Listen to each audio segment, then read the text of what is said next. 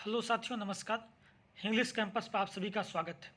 साथियों, पिछले वीडियो में हमने हिंदी साहित्य टेक्स्ट में से उपन्यास, नाटक और कहानी के संबंध में बात किया था कि इनके किन किन पॉइंट्स पर ध्यान देकर आपको पढ़ना है।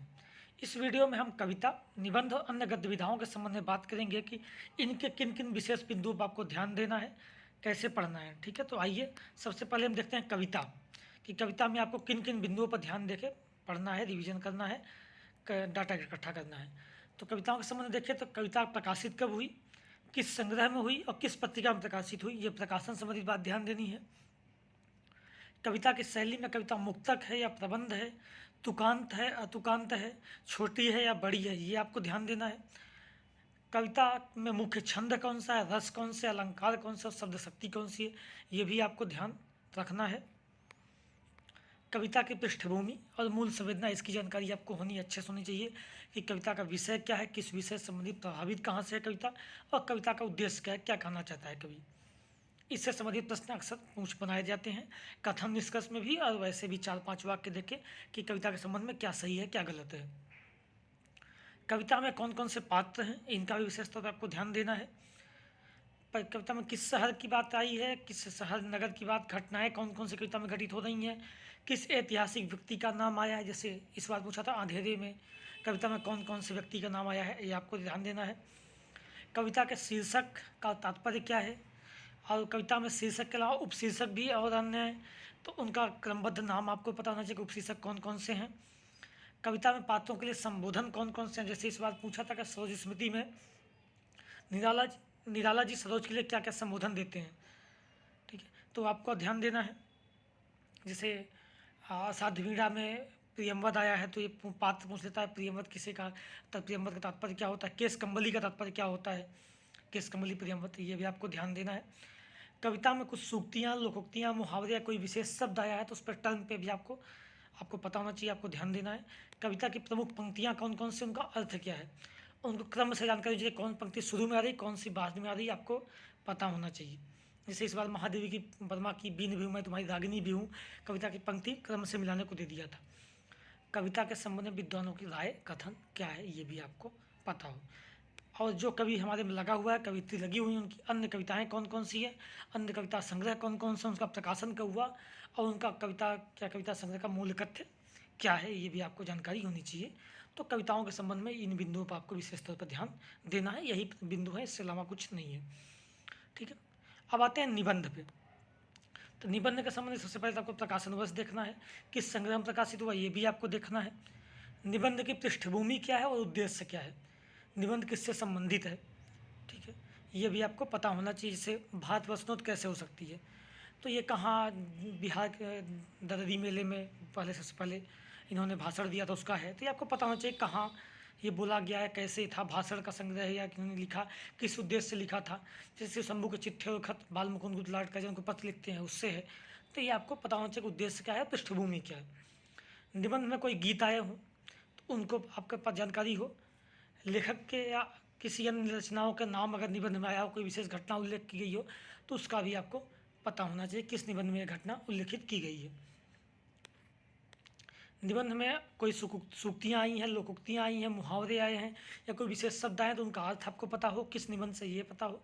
निबंध के प्रमुख कथन, मतलब निबंध में जो जो वाक्य आए हों, मतलब पंक्तियाँ हैं, किस निबंध से हैं, ये अक्सर पूछता है। निबंधों में आपको सभी निबंधों को महत्वपूर्ण है, उनके संबंध में आपको ध्यान देना पड़ेगा।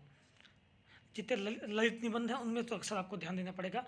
भात व सुंदर से भी बहुत सारे कथन पूछे जाते हैं, उठ जाग मुसाफिर से पूछे जाते हैं, संस्कृति और सौंदर्य से भी पूछा जाता है, मेरे राम का मुकुट भीग रहा है, इससे भी पूछा जाता है। ठीक है, तो आपको ध्यान होना चाहिए। निबंध में वाणिज्य घटनाएँ, फैक्ट कौन कौन से हैं। जैसे उत्तर फाल्गुनी के दिन में 29 वर्ष 30 वर्ष उत्तर फाल्गुनी कब आता है, फिर ठीक है किस वर्ष में आता है, ईसा को कब सूली पर चढ़ाया गया, राम वन कब गए, घटना उसमें दी गई है। तो ये आपको पता होना चाहिए किस निबंध से और किस विशेष वर्ष का यूज, किस विशेष वर्ष में बताया गया है। निबंध के भाग या उपभाग, इसकी जानकारी आपको नीचे निबंध में कितने भाग हैं, कितने पार्ट में विभाजित है, और उपभाग क्या है। जैसे सरदार पूर्ण सिंह का जो निबंध है मजदूरी और प्रेम, उसका क्रम से मिलाने को अक्सर देता है कि पहले क्या किसान और जीवन, प्रेम और किसान जो भी हैं उसके ईश्वर, मजदूरी और प्रेम, वो मिलाने को देता है, क्रम से मिलाइए आप। तो ये आपको पता होना चाहिए, उसका पूरा नाम पता होना चाहिए, कौन कौन पहले आया है, कौन बाद में आया है। इस निबंध का तो विशेष तौर पर ध्यान दीजिए आप। और भी निबंधों में भाग्य उपभाग्य तो उनका भी ध्यान दीजिए। लेखक के अन्य निबंधों के प्रकाशन कब हुआ और उनकी मूल संवेदना, मूल उद्देश्य क्या है, इसकी जानकारी होनी चाहिए। अन्य निबंधों का क्रम से मिलान अक्सर देता है, तो निबंधों के आप ध्यान दीजिए। ठीक है, ये थे निबंध के संबंध में टॉपिक, इन्हीं बिंदुओं पर आपको ध्यान देना है। अब आते हैं अन्य आत्मकथा जीवनी अन्य गतिविधियाँ, जो सबसे ज़्यादा उलझाता है लोगों को कि उसमें क्या क्या बिंदुओं पर आपको बात करनी है। पिछले वीडियो में हमने बात किया था कि क्या क्या आपको टेक्स्ट पढ़ना है, वो भी आप देख सकते हैं। ठीक है, टेक्स्ट किस किस से पढ़ना है, आत्मकथा जीवनी अन्य गतिविधियाँ ये बड़ा है, इसमें कौन कौन से टेक्स्ट आपको पूरा पढ़ना है, कौन कौन से डिटेलिंग करनी है, वो हमने बात की थी, आप देख लीजिएगा। तो इसमें देखते हैं किन किन बिंदुओं पर बात करनी है। एक तो प्रकाशन वर्ष आपको देखना ही है। रचना में कौन कौन से पात्र आए हैं, मुख्य और गौण सभी पात्र आपको ध्यान देने हैं। जैसे इस बार है क्या भूलूं क्या याद करूं, बच्चन जी से गौण पात्रों को पूछ लिया गया था, तो आपको गौण पात्र भी ध्यान देने हैं। और पात्रों के बीच आपस में संबंध क्या है, ये भी आपको ध्यान देना है। दोस्त हैं, पिता हैं, पत्नी है, बुआ है, भतीजी हैं, माँ है, बेटे हैं, क्या है आपको ध्यान देना है। स्कूल के टीचर कौन थे, दोस्त कौन थे किसी के। आत्मकथा जीवनी संबंध में अक्सर आपको ध्यान देना है। ठीक है, फिर रचना की विधा क्या है, किस कौन सी विधा रचनात्मकता है, जीवनी है, रेखाचित्र, संस्मरण है, और किस शैली में लिखा गया है वो, उसकी पृष्ठभूमि क्या है और उद्देश्य क्या है, ये चीज़ें अभी आपको ध्यान देनी है।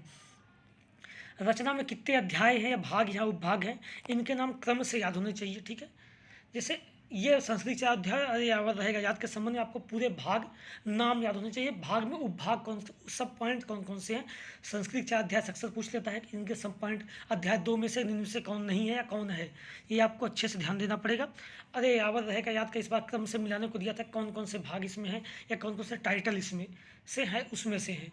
ठीक है, परशुराम से तूखम तक, फिर जो असम का है या जो दिल्ली का वर्णन किया उसको मिलाने देता है, पहले कौन सा हुआ बाद में कौन सा हुआ, कौन सा इसमें से है। तो ये आपको अच्छे से जानकारी होनी चाहिए।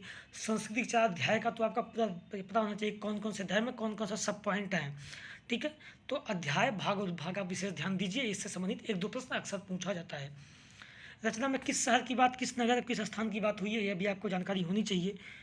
ठीक है, और गीत आत्मकथा जीवनी में, ठीक है, गीत कौन कौन से आए हैं रचनाओं में, ये भी आपको पता होना चाहिए। आत्मकथा जीवनी में लेखक का जन्म कहाँ किस साल में हुआ, शिक्षा किस साल में हुई, मृत्यु स्थल कहाँ, मृत्यु कहाँ पर हुई, ये भी आपको आत्मकथा जीवनी में लेखकों के ध्यान देना पड़ेगा। रचना के महत्वपूर्ण कथन तो सब रचनाओं में ध्यान देना पड़ेगा, इसमें भी देना पड़ेगा ध्यान। किसने किससे कहा, ये आपको जैसे ठकुरी बाबा से प्रश्न पूछता है, इसमें से कौन सा कथन है, ये ध्यान दीजिएगा आप लोग। संपूर्ण चुनाव में घटनाक्रम कैसे क्या हुआ, ये भी आपको ध्यान देना। महत्वपूर्ण घटनाएं क्रम से पता हो, जैसे इसमें से आवारा मसीहा, ठकुरी बाबा, क्या भूलूं क्या याद करूं, इसमें से घटनाएं महत्वपूर्ण, मुर्दहिया, इसमें भी घटनाएं आपको महत्वपूर्ण है। ठीक है, और इसके अलावा संबंधित जो विधा है, जिस विधा के लेखक लेखिका आप में लगे हुए हैं, उनकी अन्य रचनाएं कौन कौन सी, अन्य रचनाओं का प्रकाशन वर्ष और उद्देश्य क्या है, इसकी जानकारी आपको होनी चाहिए।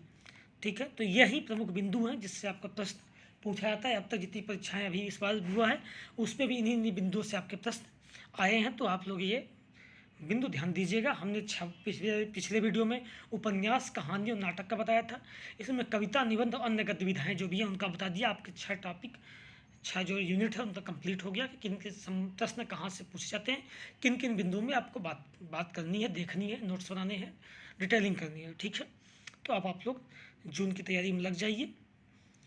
जैसा कि डेट पहले से ही फिक्स है, बताया गया था 5 जनवरी को ही कि 13 से 22 जून के भी एग्ज़ाम होंगे, तो मान के चलिए उसी बीच होंगे या लास्ट जून या शुरू जुलाई में आपके एग्ज़ाम हो जाएंगे। आप लोगों के फॉर्म संभवतः अप्रैल लास्ट तक में नोटिफिकेशन आ जाएगी, तो आप लोग लग जाइए तैयारी में अच्छे से। ठीक है, धन्यवाद।